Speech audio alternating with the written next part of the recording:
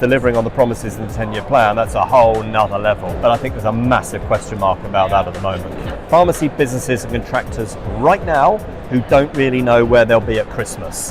That needs to change.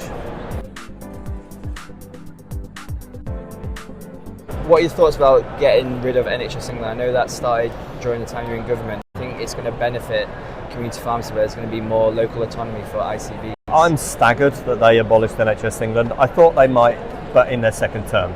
I'm amazed that they came to it so quickly. Wes said when he was the Shadow Health Secretary that it would be a, quote, huge distraction. And I agree with Wes. I think it will be a huge distraction.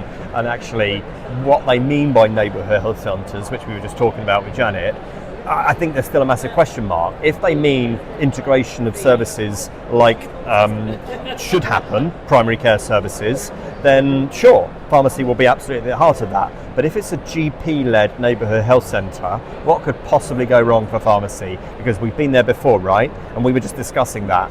Pharmacists, GPs, they're equals. They're not one supplicant to the other. They should be working together as part of primary care. And if that happens as a result of NHS England going, then consider me signed up. But I think there's a massive question mark about that at the moment. And Stephen Kinnock, he's been Pharmacy Minister now 15 months.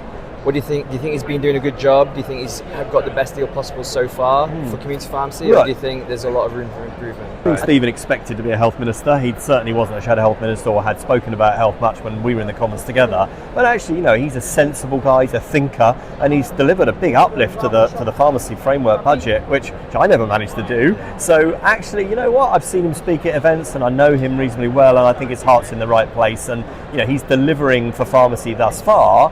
But of course, delivering on the promises in the 10-year plan, that's a whole nother level.